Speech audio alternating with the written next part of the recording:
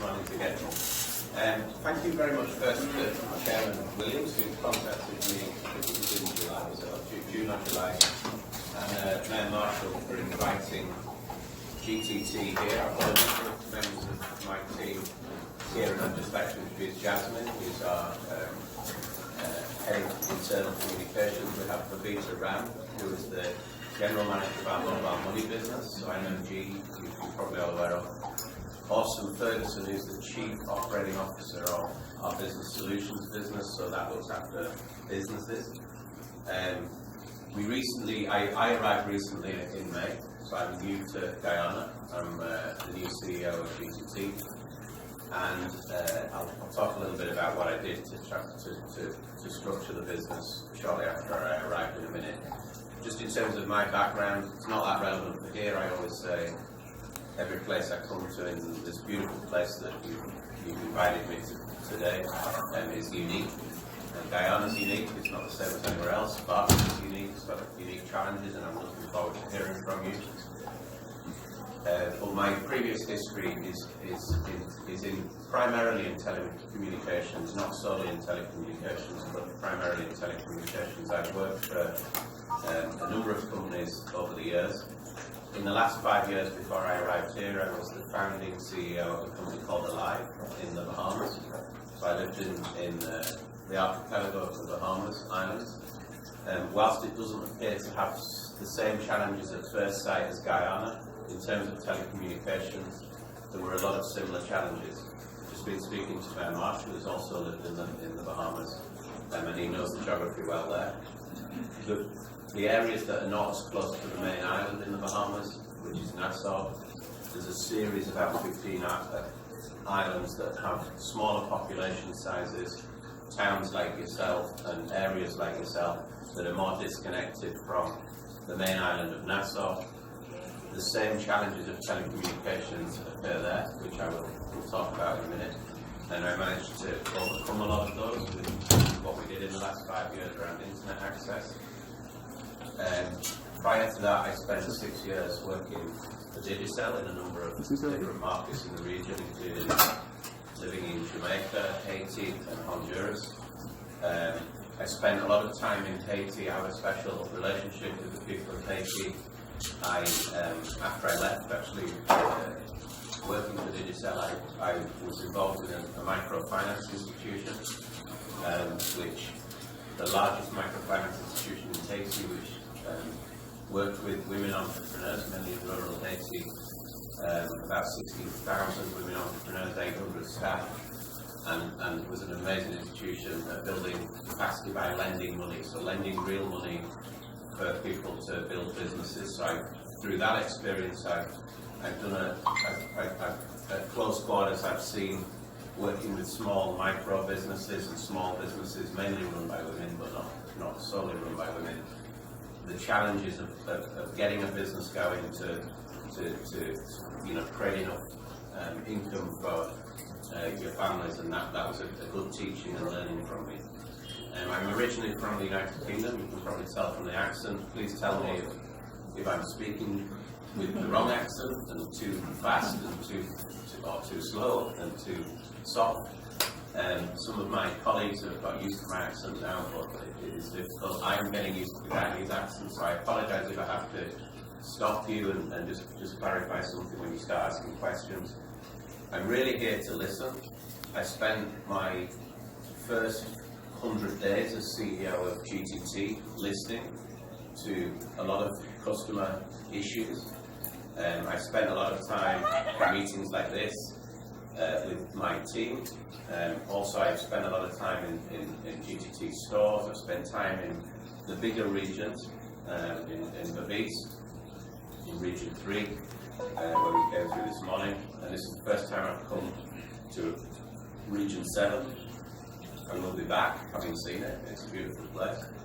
And I look forward to sort of working with you from this first meeting to hear some of the issues that you've experienced. I know there are a number. Please don't hold back. Don't be polite. I'm sure you won't be. We need to, my team and myself need to hear the specific issues. We'll sort of just take head on a couple of things though before we start. The first one is my first 100 days in GTT. I decided, based on the customer feedback that I was receiving, that whilst GTT is a loved heritage institution, as I would call it, it's been here, it's been among you for the last 30 years. It really had grown in the culture that it developed over the years. It had grown away from the customers, and it had become too big, and it was too difficult to deal with. So that was my impression. From what customers told me and what the team I observed on the ground, and the team myself. So I made some moves in those first 100 days to actually address that. The first one, working with the executive team, was we've set a very clear vision, and our vision is to touch every home and business in Guyana by 2025 with some form of service.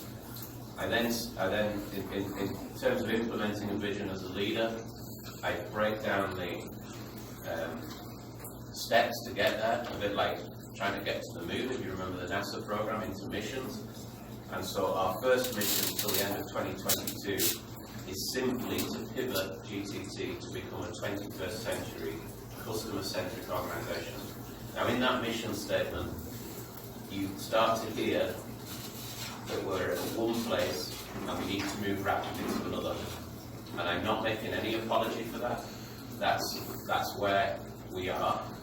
However, what you will find from me and my team who've embraced this mission is that we are not going to do this at a slow pace.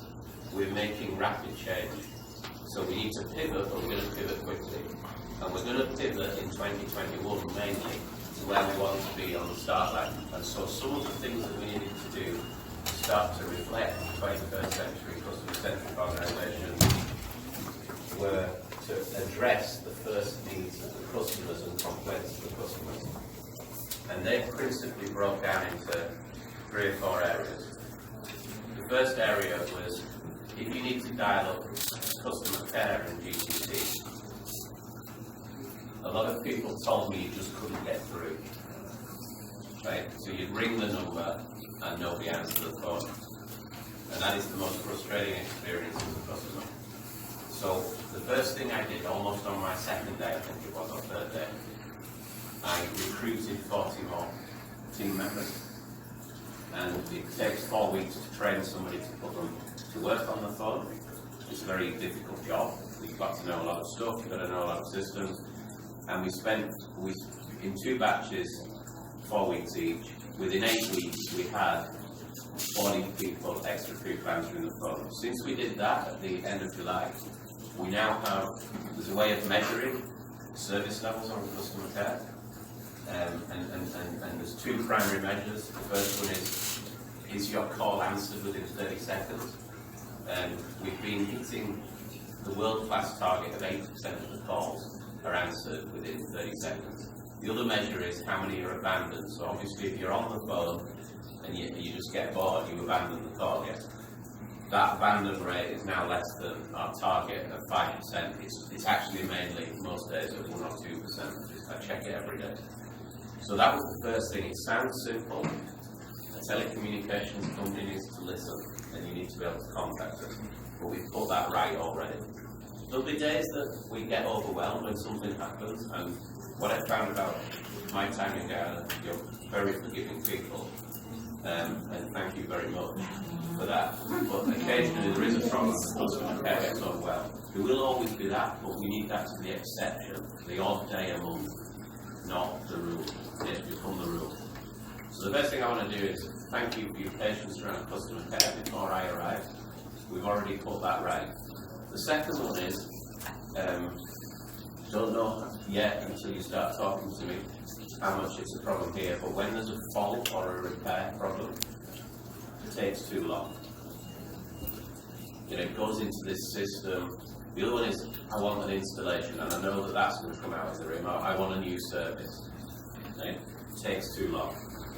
Like, it goes into this system that appears to be this bureaucratic nightmare, goes around in a circle and comes out.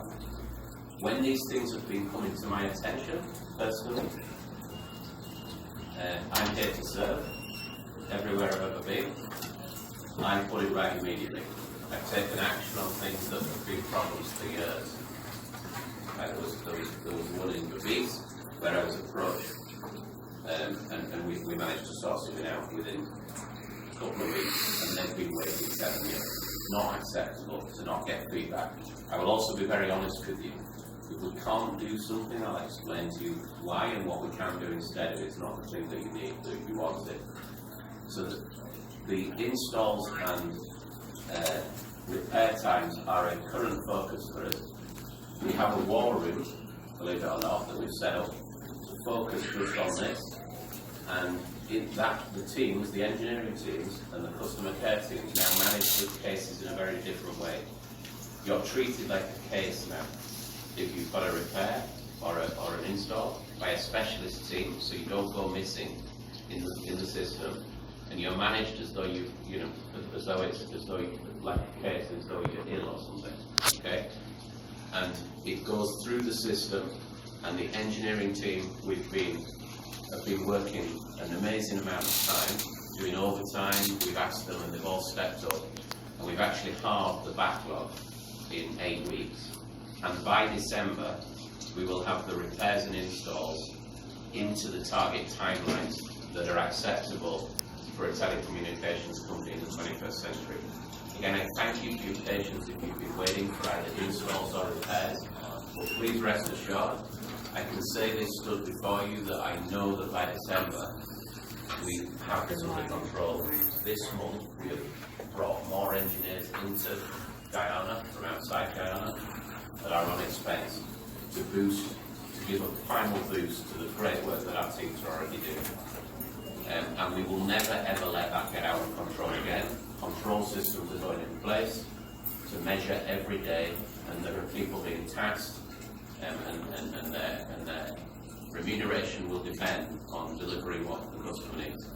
So that's the two things. There's a third thing, which is billing and payments.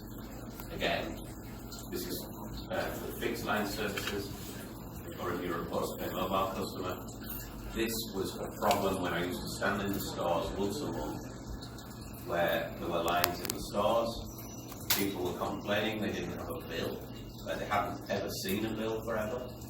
I didn't understand it, because a telecommunications company is a very simple thing in some ways. You install the service, you operate the service, and you send a bill once a month, and it's paid. And so I brought us back to simplicity, also with the 21st century mantra, and we have embarked on the largest e-billing and WhatsApp billing initiative in the region, and our target is that 75% plus of our customers who've got access to internet, either on their phone, if you're a WhatsApp user, or on email. If you're a more traditional digital user, you will get your bills that way. We're going to do it in a very customer-friendly way. We are about to embark on one of the largest outbound calling exercises that Guyana's ever seen, to call you all and check that we've got the right email address to WhatsApp. And if you still want to have the traditional paper bill, I wouldn't encourage it. We are in 2021, but there are reasons why some people need them. Businesses, for example, sometimes need them for their record. We will also still supply that option. But we really want to get everybody over to email billing and WhatsApp billing. Why? Firstly, it's eco-friendly. Right? We're in the most beautiful place on earth, and we don't want to chop trees down to send bills. The second and more important reason, though, is it's more reliable and it's more secure. Mail paper bills can go missing. It's not the most reliable way to send them. Whereas email and WhatsApp delivers some measure of control over where they go. Okay, and it's quicker. It's more convenient for most people. Obviously, there are people who don't have access to the internet. We need to respect that, and we need to keep going in the other way, and we will do. So you will see a press announcement hit the streets probably next week about that. We've worked hard with the regulatory authorities to explain what we're doing. In the new approach that I've brought to GCT, you will see a step change in the way we communicate in meetings like this. and the way that we communicate to all our customers through the press. GTT was often hiding in felt before I arrived, even if they were bad news. So those are the three things. I know that unless we do these three things, we have zero credibility for anything that I say. It doesn't matter how good I am at selling a vision and a mission to you. If we can't do the basics right, you're not going to listen. However, I just want to move on now to some things that we are doing.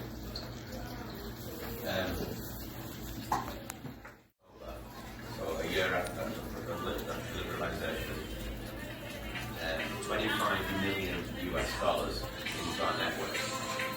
So if we do the maths, I think that's $5 billion, right? $5 billion Guyanese dollars. Where have we invested the money? We've invested the money in making the backbone of our network, which is now done with fibre. So we have fibre that connects Guyana to Trinidad. We've had that since 2010. And then fibre that runs east and west from Georgetown and south to Linden at the moment, which is a core for any telecommunications network. We have been strengthening that so that if there's one single strand of fibre that's cut, the links are not lost. So we have redundancy in that. We spend a lot of money on that. That's crucial. If you don't do that, the service goes down for you guys here. Right? If somebody rolls into a post on Linden Road. So that's a lot of money's gone into that as the basics. Then we have two forms of network. The fixed network, you have some fixed services here in Bartica. The traditional landline services and some DSL for a small number of customers here. And then the wireless network, so the mobile network. This morning, we actually switched on a brand new wireless network. It's limited at the moment to the coast of the Coast Road and Georgetown. It's taken a long time to do because we had to get some rights called spectrum rights from the government, which took a long time. We took a risk, we didn't have the rights, so we put the network into it as quickly as possible. And the technology we're deploying is called 4.5G LTE. What does that mean? Basically it means the speed you will get over that network is infinitely faster than the 3G mobile network that is here at the moment. The great news for you guys is we've actually installed the equipment on two sites we have here in Bartica. The bad news is this. You remember I talked about the transmission network where we have fibre that we run to Eureka and then to Quarantine and then down to Linden. It is impossible or very difficult, nigh on impossible, to connect Bartica with fibre. And there's many things I can do, but one of them is not bend the economic laws and the laws of physics. I've spoken to both of the CEOs of my competitor CEOs because for places like Bartica and other places in Guyana, it is very obvious to me that to actually ever get fibre here in an economic way, we would have to coordinate. It's not economic to bring one fibre. It's certainly not going to be economic to compete and bring three. The government also has some policy initiatives. Through the new liberalisation that happened, the telecommunication operators pay 1% of the revenues we earn to a fund called the Universal Service Fund. The rules have not been published how that will be spent yet. There's about $2 million a year going in from the industry into this fund that we're building up. Eventually, some of that money will be spent where it's not economic to do things like bringing fibre to a place like Bartica to actually help with doing that. That doesn't help you because that's a long way away. So I don't want anybody to leave this room today thinking anybody is bringing a fibre to Bartica anytime soon. Connect Bartica to Eureka would be the nearest place. No, that's not going to happen. I'm not going to promise you it. And if anybody else promises you it, be very sceptical. However, I will work on your behalf with elected leaders as well, because I can see how vital it will be to get fibre here at some point to connect you things with my industry players, competitors, and the government authorities to look at the schemes to get them here. I've heard of one, and it's a very difficult project indeed. It involves going down the west bank of the river, clearing a path through the forest or the jungle, and getting to the west bank of the Essequibo, where there is some fibre now crossing the Essequibo at Bartica. It's very difficult indeed. So what we're doing instead, we don't give up. The only economic way of joining our network to the transmission network is via something called microwave. So if you look at the towers on the island, you see those parabolic dishes. That's called a microwave. That technology has improved a lot over the years, and one of the reasons we built the new tower that you all see is we've identified a new path to Wartilla, and we have invested a lot of money building that tower in your community, and we are investing a lot more to build a new link to Wartilla. We are delayed because we have to build the tower at the other side of Wartilla, and we've had trouble acquiring the land we needed there. We are starting there on the 28th of October with the tower there. This link will have cost nearly $1 million to put up by the time we finish it, but it's going to enormously improve the amount of data traffic and voice traffic we can carry from our wireless network across to our core network that joins with fibre through Linden and back to Georgia. The good news is it's all happening. You've seen the tower go. Right? Probably people have spoken about it and got excited about it. We were delayed at the other end, and we've sorted that out. It's starting on the 28th of October. It will happen in Q1 that link will go live, and we've got the LTE equipment installed here to switch on the minute that we put the microwave up. I will keep your representatives apprised of progress. I am going to be pushing my engineering team hard. I don't want to promise you anything earlier than about a 4 to 6 month period, because unfortunately we have to go through the rainy season again, and that obviously can, when we're building 300-foot towers, we can't climb in and put them up and in that kind of weather. Okay? So that will then bring you to 4.5G LTE. The great news is this: I've seen how 4.5G LTE revolutionises communities like your own in the Bahamas. That was exactly the technology I deployed there in 2016. And the islands that were furthest away from Nassau, the main island in the Bahamas, previous to that had a very poor internet service on the copper wire. It might sound familiar to some of you yet. And I came in with the team that I was working with 5 years ago, and they were begging me for the internet. And using this wireless technology, we brought a service with a little magic box called a MiFi. I don't know if you've seen those before. And it connects wirelessly over the mobile network, and it's a little Wi-Fi network that you can connect to, and up to about 4 people can connect on it at once, just like Wi-Fi that you will use now. And this revolutionized internet access using exactly the same technology. So the dream is near for you all. It's going to be within the next 6 months. I'm going to keep your representatives up to date as we're making progress at the other end of the tower. I apologise I couldn't bring it today. I myself am trying to get my team moving as fast as I can. I've been in 4 months, just over 4 months. And we are investing a lot of money in this into your community is the message I want you to leave with. And you can hold me accountable.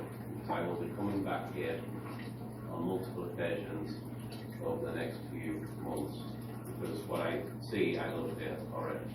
So thank you very much for listening to me. Hopefully that's just cleared up a few things about our future plans. But I am very much here wanting to listen to the challenges you've experienced.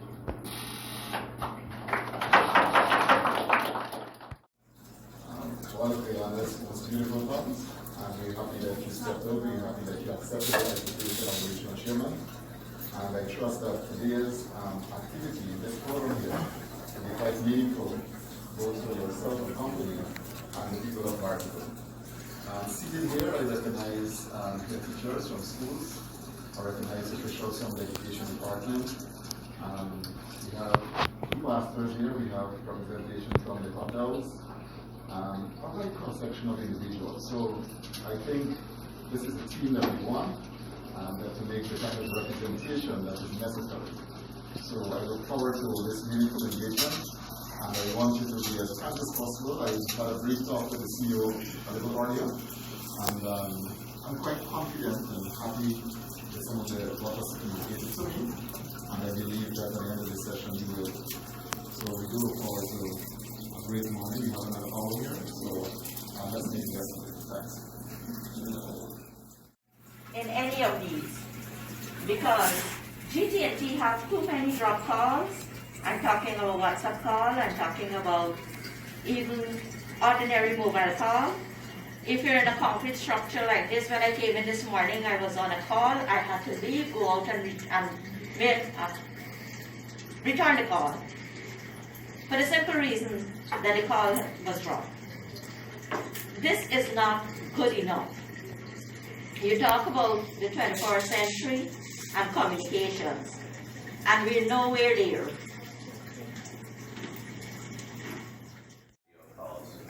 You can't get the moment back. So I can only apologise for the service. There are multiple things that can go wrong, which are not excuses. They're challenges we need to understand. That's our role and our job. And I can assure you that as I'm hearing stories like yourself, and I will give you my number, if you can give me your precise, you can communicate to me directly your precise stuff, I will have engineers look at the precise problem you're experiencing. By getting that kind of direct feedback, I have been finding things that we needed to put right for years. I apologise on behalf of the institution that's happened. I'm here to put it right. But it does start with kind of, unfortunately, some of these things. There's several things that could, and I don't want to speculate, that could cause what you're experiencing, including on, say, video calls, ones that I experienced in Georgetown yesterday. I had a call there myself yesterday, right, which I know what the problem was. It doesn't help you. Now I understand it, I can put that right. It's actually a simple thing to put right. It's actually something in Florida that's nothing to do with Guyana. Right? But I need to get the stuff, and we've got to get the culture right in GTT, and I can assure you my executive team are right behind this with their own missions. They're very focused on precisely this kind of example. We now need to understand it, and we need to systemically put it right. Conceptually, to put it right, it's all about the things that I spoke about at the beginning. It's about the links, generally. There's two things. The links that join Guyana to the internet from your device all the way to Georgetown, and then from Georgetown all the way to Miami. We have to manage those transmission links in a way that is resilient. If something goes wrong on one of the paths, it just switches over to another one. That's problem number one. Where you are located, are you using it wirelessly or fixed? Was it on a DSL connection or a wireless? Wireless, yeah. Where you're located, wireless-wise, depending how far away you are located from our nearest tower and network, that governs and which technology you're using, 3G, that governs the ability for your device to connect to the internet. I can test that when we give you my number, okay? And we will get engineers testing, and if you're patient enough just to bear with us, we'll be calling you up and asking some of the various things. We will try and diagnose precisely what the issue is. I cannot promise I can fix it right now, depending on how far, where you are from the tower, but I will look into it and we will be very clear with you what we can and can't do. Sometimes we just need to tweak one thing and we can solve your issue, but I can't promise without looking at it. But I promise you we will look at it. I would like to start with one. I'm happy to know that the focus is customer centric, because what it means to me is that service that sells. As long as the focus is customer centric, it means that when it comes to operation efficiency and customer response, customer time, that's supposed to be up to satisfy the right solution to the customer. So I'm happy that the current focus is that. Before I came, I sent 3 questions, but I want to start for us with the reality of the service as it relates to complaint. 2 things. Recently, my DSL service, I am the owner of the Vesta Hotel.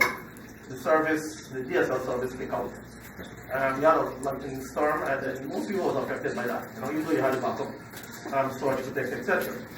And I went to the GT&T branch to get a replacement. I called the 97 number.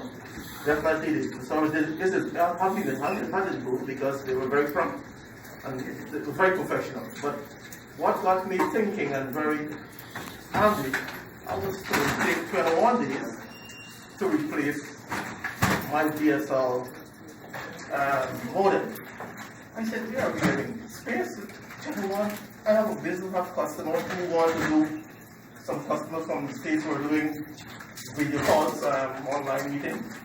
21 days. My thought process to that was solution, because I'm not going to cost in the dark, so I like a candle too. GNT does not have in Bartica any business or partnership where you could walk in to replace that more than 1. 2. Rarely, I had a problem with my SIM too. I have to call, a couple of friends on my Scotiabank, so who's working, it's going to work with GTN. And I have to call them in Georgetown, who send me to Puerto Rico. And I'll get a speedboat to bring the SIM to me.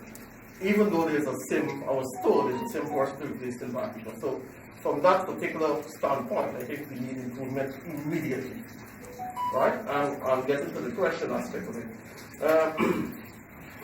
The GLT has a short-term and long-term strategic plan for Bartica, specifically for Bartica. And the reason I ask this is that I used to work with GTP many moons ago, right?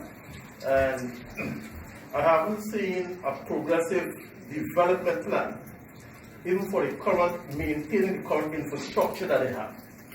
Because at my time, I think we had about 300 subscribers. It was an RX exchange. And I think we are hovering about the same amount now. There hasn't been no strategic development in that particular area.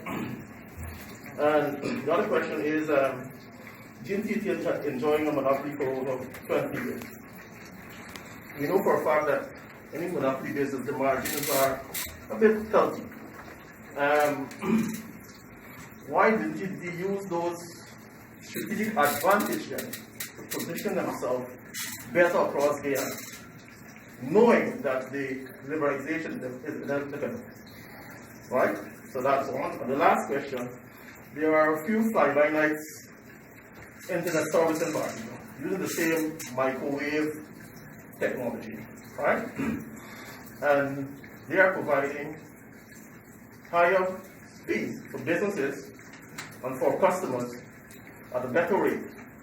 But when you investigate and follow the source of where they're getting the data from, you realize that it's leading to digital. And then you investigate where digital getting the data from. Digital getting, because they don't have the backbone fiber optics company. It's getting their data from GTP. So it begs asking myself the question, how is it profitable for these fly-by-nights companies to produce relief, education, etc., for all the customers and making a profit? And GTP, who is the elephant in the room, for years, over 30 years, hasn't done that. Thank you very much.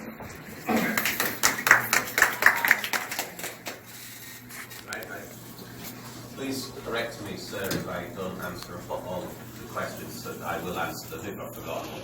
The first one is on presence, yes. Oh, yeah.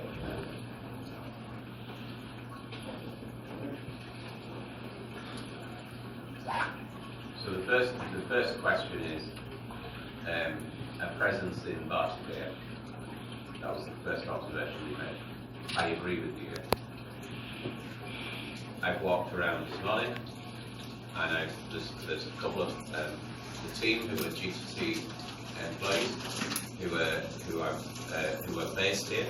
We actually have employees directly on our payroll based here, and I've asked a lot of questions.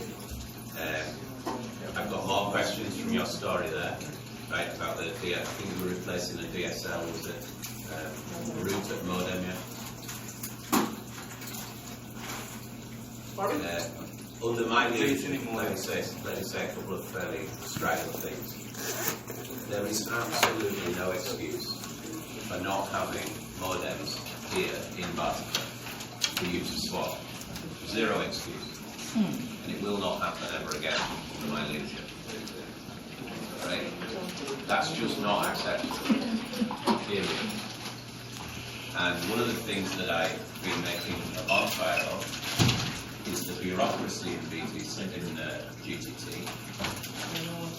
that prevent sensible things that you expect us to do happening, like having stockpiles of critical things in the right place. So I will be in that right spirit. In terms of presence in Bartica, it is very clear to me we need a presence in Bartica. How we have a presence here, I need to go away and talk to my team about and get a plan. But I'm not the kind of guy who invests $1 million to improve things that we are doing, or $2 million to the LTE network, who then doesn't have people on the town to deal with.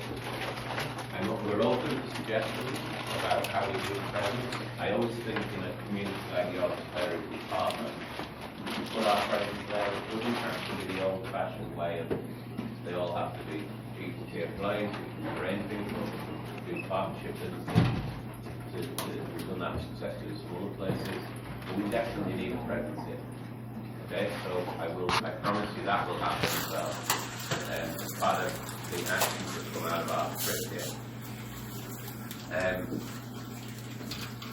I have to answer for the sins of our organisation before I arrive because I'm the CEO. But I just want to put back on a couple of things. The common perception in Guyana is that GTT had a monopoly. It's a curious thing because GTT certainly has been the sole provider of some services like landline, so you can call that a monopoly. So there has been competition for GTT for making voice calls. Let me put that out. So if we think about making voice calls, there has been competition to GTT since about 2004 or 5, I believe. It wasn't here. Because we have a very aggressive competitor with a wireless network, a mobile network. We happen to have one as well. But Digicel are the largest provider of mobile services in Guyana. And they have by far the vast market share. And if we look at the voice call market, not the landline market, we join all the calls made on landlines, we join all the calls made on mobiles. There's a lot more calls made on mobiles now than landlines. That's changed over that 17-year period. GTT is not the market leader on voice calls. I want to be, of course, and I will be working my socks off to be that. We are not. So, I don't believe there has been a monopoly on the basic thing of making calls for a long time. There's been quite aggressive competition with that particular company. who I happen to have heritage with and know they're very good at what they do. Of course, we are the sole provider in some areas, but not all areas, for broadband access, internet access. That's because we invested first. So it would seem like we were a monopoly, but we weren't. We just happened to invest first. Again, there is a very good competitor to GTT on broadband services. In not all parts of the country, I accept, but in some parts, in quite a large part of the country, and that's e-networks.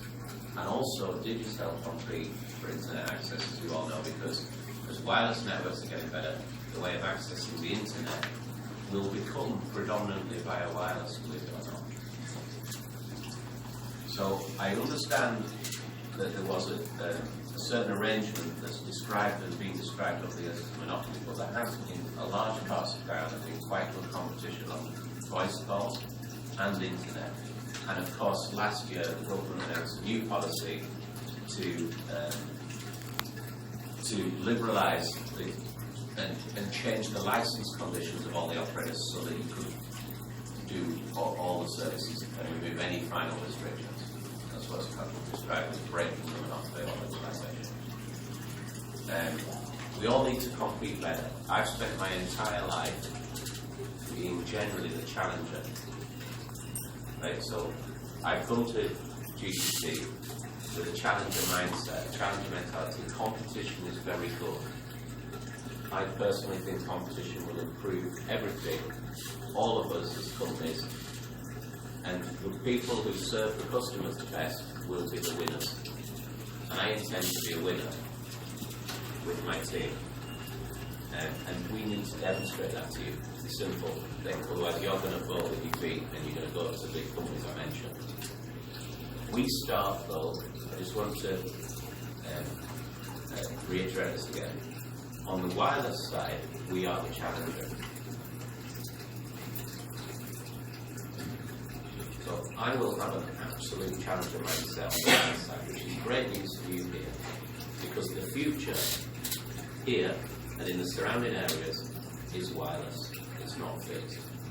The future of how you will be connected to the internet is primarily 95% of you in this room over the course of the next 10 years will be wireless. So as the challenger to the incumbent on the wireless side, I will be fighting very hard to win your business. Because we start behind the old guy, a long way behind, here in Bartica and the surrounding areas. So I'll be bringing all of the challenger mindset I've brought everywhere else to my team and trying to win your trust. And that starts with the investment we're making on the tower now, on the equipment we're going to put on the stuff, on the bringing you of MiFi services, on putting presence in the town. And hopefully when I come back here, when we've done all that, you'll say yes. Damian, you said you were going to do it, you did it. I've got to prove it to you. This guy over here can bring his friends in the department and get the references about whether I did it there. But we will be doing it.